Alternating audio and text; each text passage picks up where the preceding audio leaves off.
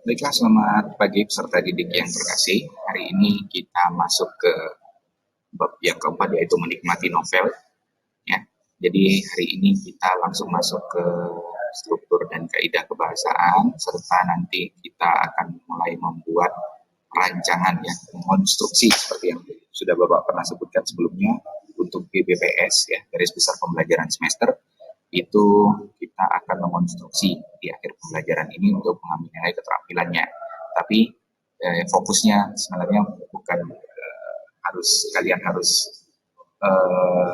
fokus pada penilaiannya, tetapi kalian mendapatkan skill untuk merancang sebuah novel. Itu yang diharapkan, ya. Oke, kita langsung masuk saja untuk menikmati novel, ya. Kita mulai dengan persepsi seperti biasa. Nah, novel adalah karya prosa fiksi yang panjang, mengandung rangkaian cerita kehidupan seseorang dengan orang-orang di sekelilingnya dengan menonjolkan watak dan sifat setiap pelaku. Nah, kalau ini sedikit perbedaannya dengan cerpen. Cerpen itu tokohnya hanya satu. Makanya di pengertian novel ini disebutkan dengan orang-orang di sekelilingnya dengan menonjolkan watak dan sifat setiap pelaku. Jadi tokohnya bisa lebih dari satu, tokoh utamanya, ya. Kalau tokoh di cerpen juga bisa beberapa. Nah, karya prosa fiksi panjang berarti prosa itu ada berbentuk cerita, ya. Teks yang berbentuk cerita. Fiksi sendiri itu adalah cerita rekaan fiktif, ya. Artinya dibuat-buat oleh si penulisnya. Ya, mengandung rangkaian cerita kehidupan seseorang dengan orang-orang di sekelilingnya, menunjukkan watak dan sifat setiap pelaku. Jadi dikumpulkan, maka pengertian inilah yang muncul. Kemudian selanjutnya, sebelumnya Anda sudah membaca novel sejarah, ya. Kemarin kita semua sudah mempelajari di semester lalu mengenai novel sejarah. Nah, sekarang Anda akan menikmati novel dalam cakupan yang lebih luas.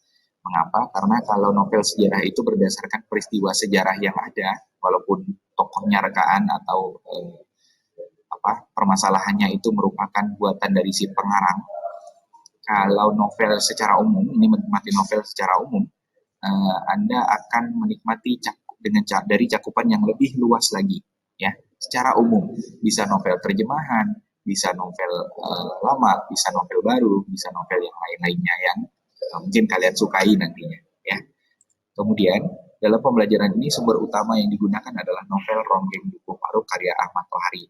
Jadi ada novel yang wajib nanti kalian baca, kemudian untuk dilaporkan. Ada juga novel yang nanti secara bebas itu akan kalian baca, ya. Nah, yang untuk khusus untuk pembelajaran di bab keempat ini, Bapak sudah sediakan novel yang harus kalian baca adalah novel Ronggeng Dukuh Paruk karya Ahmad Tohari. Nah, ini sebuah novel yang bisa dibilang sangat menarik, ya. Baik dinikmati di sini maupun sampai ke luar negeri. Nah, novel ini sendiri sudah diterjemahkan dalam berbagai macam bahasa. Yang sepengetahuan Bapak itu Belanda. Jadi di Belanda ini novel ini dibawa, kemudian diterjemahkan untuk diteliti, Jepang, kemudian Amerika, ya. Jadi kita harusnya bangga ada penulis sekaliber internasional, ya, dari Bapak Ahmad Tohari ini dengan judul novel Ronggeng Dukuh Paruk. Mengapa bisa sampai seperti itu? Karena nilai yang terkandung di dalamnya ini banyak sekali, ya. Nanti kita mungkin akan lebih jelas lagi bisa melihat ini. Kemudian, nah ini sebenarnya kompetensi dasar dan indikator pembelajaran yang harus kita lalui kalau kita tidak dalam masa pandemi. Jadi banyak pembelajaran yang kita padatkan, ya. Jadi bukan kalian tidak mendapatkan ini semua, tapi dapat, tapi dalam bentuk yang lebih padat karena waktunya juga lebih pendek, ya. Nah, pada pembelajaran ini kalian diharapkan untuk mampu menafsirkan pandangan pengarang terhadap kehidupan, ya. Jadi kita bisa menafsirkan pandangan pengarang. Oke, sebentar, goyang-goyang. Nah, ini juga kita padatkan ya. Jadi hanya sekilas lalu akan kita pelajari ya. Nah ini cover dari novel asli dari Ronggeng Dukuh Paruk ini, karya Ahmad Tohari, yang sekarang ini sudah difilmkan ya. Kalau kalian bisa mencari filmnya itu judulnya Sang Penari ya. Bapak nggak tahu di Netflix ada atau tidak, karena di masa pandemi ini banyak sekali yang berlangganan Netflix. Kalian bisa cari juga dari sumber-sumber lain. Di YouTube juga ada, walaupun kualitasnya rendah, entah itu bajakan atau bukan, Bapak tidak paham, tapi sepertinya memang sudah beredar ya. Itu judulnya Sang Penari. Nah, kalian bisa tonton juga selain membaca novelnya nanti. Nah, Anda harusnya sudah pernah membaca novel ya. Kemudian novel tidak pernah lepas dari latar belakang pengarangnya. Nah, Ahmad Tohari sendiri ini merupakan seorang anak pemuka agama, ya, ustaz. Kalau kalian pernah dengar ustaz ya, ya baku itu ustaz. Kalau kalian aneh mendengarnya bukan ustaz, tetapi USTAZ itu yang baku. Makanya sebenarnya penyebutannya adalah ustaz. Novel tidak pernah lepas dari latar belakang pengarangnya.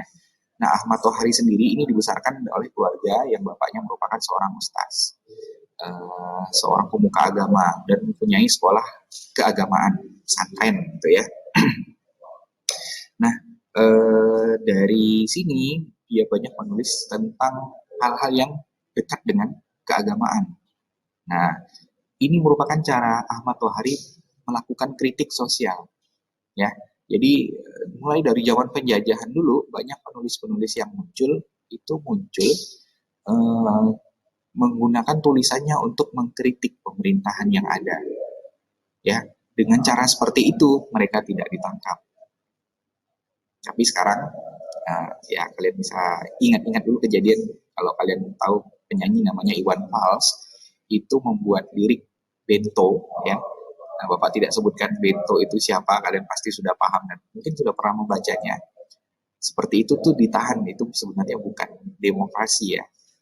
Ya, liriknya sedikit, nama aku Bento, rumah real estate, istriku banyak, harta melimpah, orang memanggilku bos eksekutif dan seterusnya. Itu liriknya seperti itu. Kalau kalian belum pernah dengar, itu merupakan sebuah kritik yang disampaikan melalui lirik lagu. Nah, pada zaman dahulu lagi kita belum banyak mengenal lagu, maka dituliskanlah orang-orang yang berpendidikan tinggi itu menulis melalui novel ini untuk mengkritik pemerintah. Makanya novel itu tidak pernah lepas dari latar belakang pengarangnya. Dia adalah orang yang berpendidikan tinggi, kemudian dekat dengan agama. Dia punya punya kepedulian sosial, bahwa di kampungnya ini ya, yang di kampungnya ini benar ya, tempat kejadiannya benar ada. Kampungnya ini nanti kalian bisa baca sendiri novelnya, itu ada seperti prostitusi terselubung, sehingga sehingga Ahmad Tohari ini gusar ya, susah hatinya, kemudian melakukan kritik melalui novel ini gitu. Makanya ini novel yang sangat menarik dan harus kalian baca. Kemudian nah ini seperti yang novel Ronggeng Dukuh Paruk yang sudah Bapak jelaskan, hal tersebut disebut dengan unsur ekstrinsik. Jadi yang disebut dengan unsur ekstrinsik tadi, kalau intrinsik itu kita sudah pelajari ya di novel sejarah ya, itu tema, amanat, latar, tokoh, amanat ya. Kemudian kalau ekstrinsik itu ini merupakan yang berhubungan dengan yang berhubungan dengan penulisnya, tetapi berpengaruh pada tulisannya. Jadi Ahmad Tohari ini siapa, kenapa dia menulis seperti ini, itu ada pengaruhnya. Seperti juga kalau yang novel yang sangat terkenal, mungkin kalian pernah dengar Ayat-Ayat Cinta, itu latar belakangnya adalah Mesir. Kenapa? Karena si penulisnya pernah lama berkuliah di Mesir. Gitu. Laskar Pelangi, harusnya kalian juga sudah pernah dengar. Andrea Hirata, mengapa latarnya adalah Belitung di Riau sana? Karena dia memang tinggal di sana.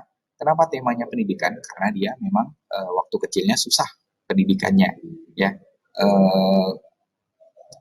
Perjuangannya itu memang tentang pendidikan. Gitu.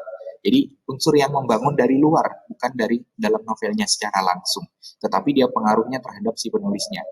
Jadi intinya penulis, pendidikan penulis, agama penulis, sosial penulis, dan politik penulis. Itu yang perlu kalian ingat. Ada 4 tadi yang berpengaruh pada tulisannya, tulisan dari si pengarang itu ya.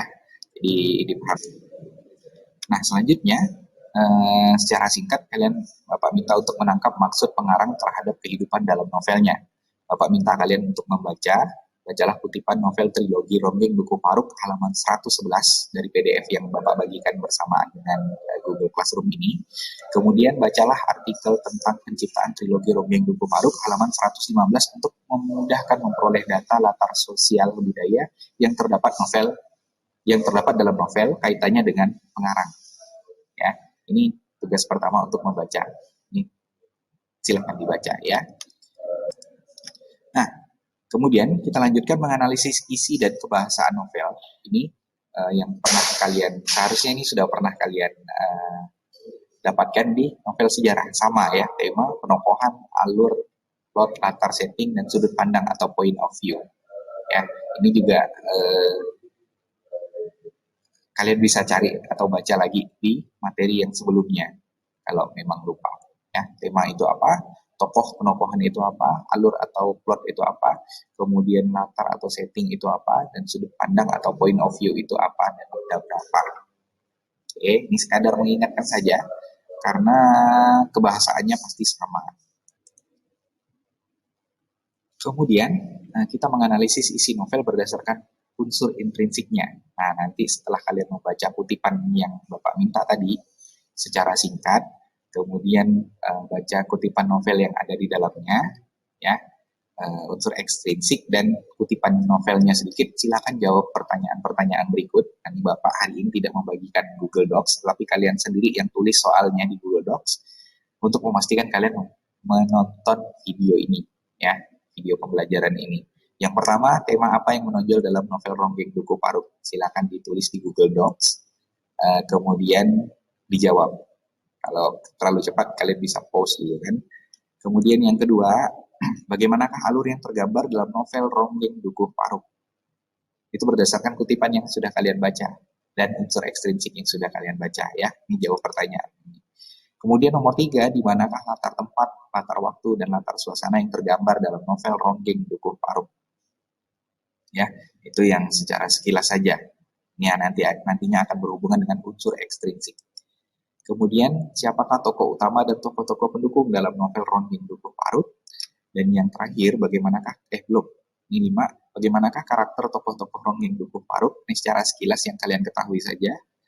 Kemudian yang terakhir, apa pesan yang disampaikan dalam novel Ronggeng Dukuh Paruk? Ini hanya berdasarkan kutipannya. Ya, jadi silakan ini diketik ulang di Google Docs, kemudian dikumpulkan, disubmit menggunakan Google Docs. Ya, atau kalau kesulitan menggunakan Google Docs karena kalian menggunakan HP, silakan tulis tangan, tapi soalnya ditulis, jawabannya ditulis, difoto, dikirimkan di Google Docs.